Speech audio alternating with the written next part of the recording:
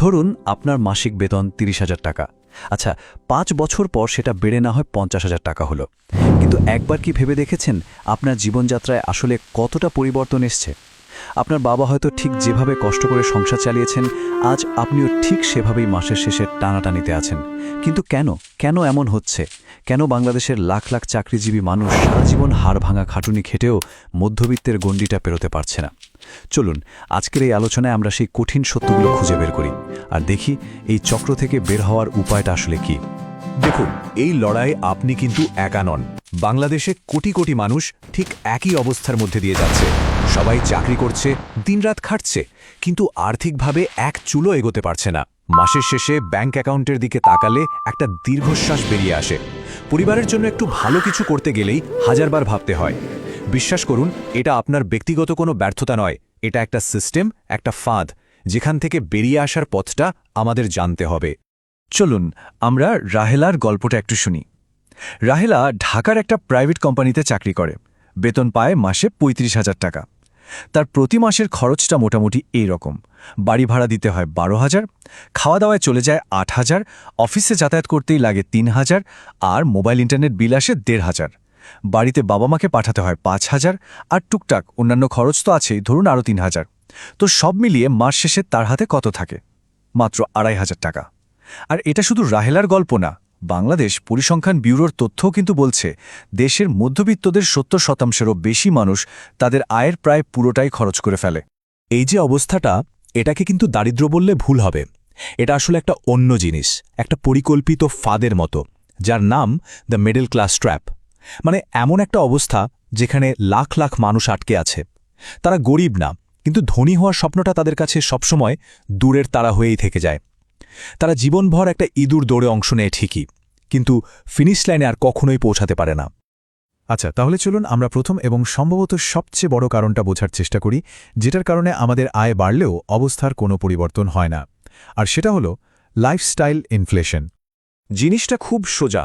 যখনই আমাদের বেতন একটু বাড়ে, আমরা সাথে সাথে আমাদের জীবনযাত্রার মানও একটু বাড়িয়ে ফেলি।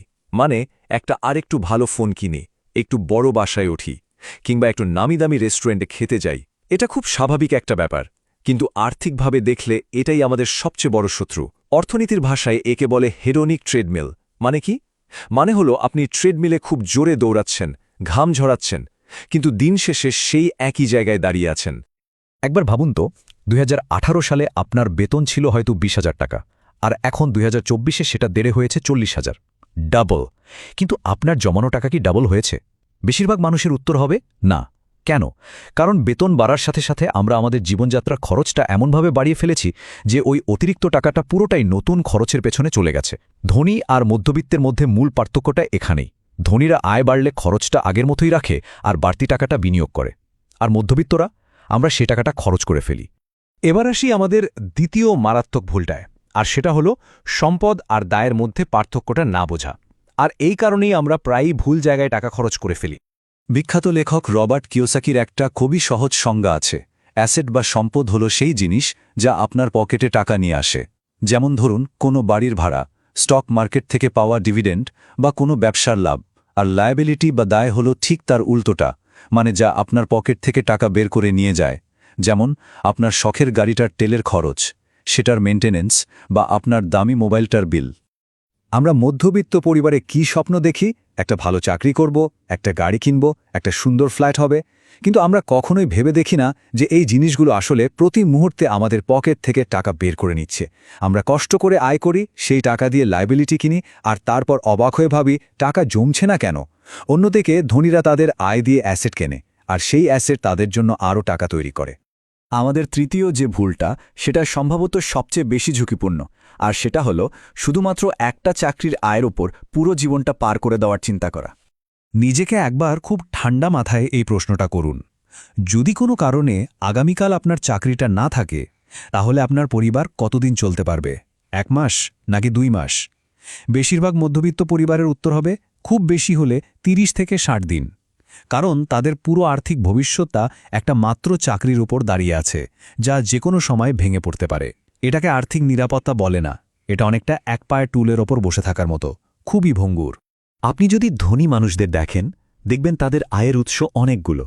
তাদের ব্যবসা থেকে টাকা আসে, বিনিয়োগ থেকে প্যাসিভ ইনকাম আসে, বাড়ি বা দোকান ভাড়া থেকেও টাকা আসে। মানে তাদের কোনো একটা উৎসব বন্ধ হয়ে গেলেও অন্যগুলো কিন্তু ঠিকই চালু থাকে। কিন্তু একজন চাকরিজীবীর ক্ষেত্রে ওই একটা চাকরি তার সবকিছু, ওটা চলে গেলেই সব শেষ। বিশ্ববিখ্যাত বিনিয়োগকারী ওয়ারেন বাফেটের এই কথাটা আমাদের সবার মনে রাখা উচিত। একটা মাত্র আয়ের ওপর নির্ভর করা মানে হল নিজের আর্থিক ভবিষ্যতের চাবিটা অন্য কারো হাতে তুলে দেওয়া। আমাদের অবশ্যই দ্বিতীয় বা তৃতীয় আয়ের উৎস তৈরির কথা ভাবতেই হবে। এতক্ষণ যে সমস্যাগুলোর কথা বললাম, এগুলোর সবগুলোর পেছনে কিন্তু একটাই মূল কারণ আছে, আর সেটা হলো আর্থিক শিক্ষার অভাব। আমাদের স্কুল কলেজ আমাদের ভালো কর্মী বা এমপ্লয়ি হতে শেখায়, কিন্তু টাকা কিভাবে ম্যানেজ করতে হয় সেটা শেখায় না। আমরা স্কুল কলেজে প্রায় ১৬-১৮ বছর পড়াশোনা করি। আমাদের পদার্থ বিজ্ঞান, ইতিহাস, গ্রামার কত কিছু শেখানো হয়, কিন্তু টাকা কিভাবে কাজ করে, কিভাবে বাজেট করতে হয়, কম্পাউন্ড ইন্টারেস্ট বা চক্রবৃদ্ধি সুদের শক্তিটা কি, কিংবা মুদ্রাস্ফীতি কিভাবে আমাদের জমানো টাকা দিনের পর দিন খেয়ে ফেলছে, এই জরুরি বিষয়গুলো আমাদের কখনোই শেখানো হয় না। এর ফলে আমরা টাকা আয় করতে শিখি, কিন্তু সেই টাকাকে বাড়ানো বা ধরে রাখতে শিখি না। আর সব শেষ যে কারণটার কথা বলবো সেটা হয়তো সবচেয়ে শক্তিশালী, যদিও এটা নিয়ে আমরা খুব একটা কথা বলি না, আর সেটা হলো সামাজিক চাপ। এই একটা প্রশ্ন, লোকে কি বলবে, আমাদের দিয়ে এমন সব আর্থিক সিদ্ধান্ত নিতে বাধ্য করে যা আমাদের সামর্থ্যের অনেক বাইরে।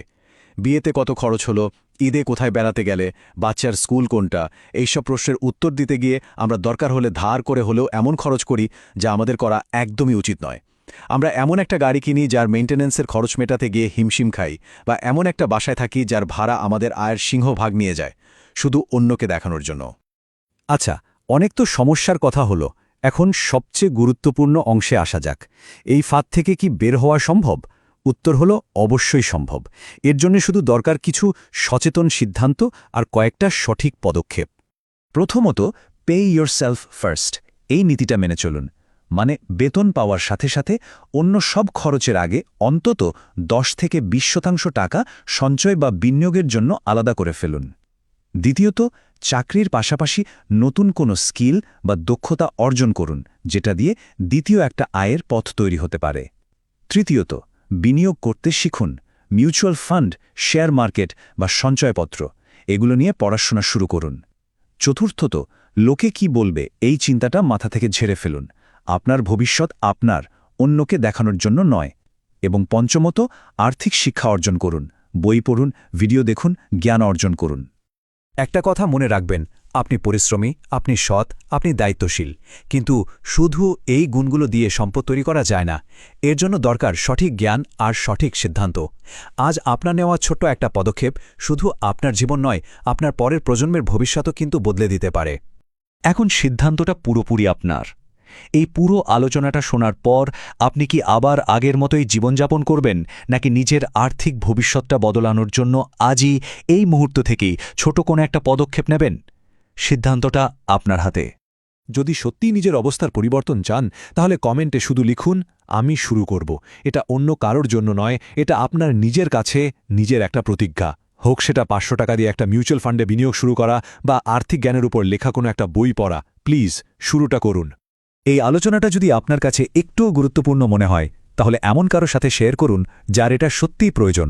আর আপনার ক্যারিয়ার ও আর্থিক ভবিষ্যৎ নিয়ে এমন আরও গভীর আলোচনা শুনতে আমাদের চ্যানেল ক্যারিয়ার নলেজকে সাবস্ক্রাইব করুন। ভালো থাকবেন।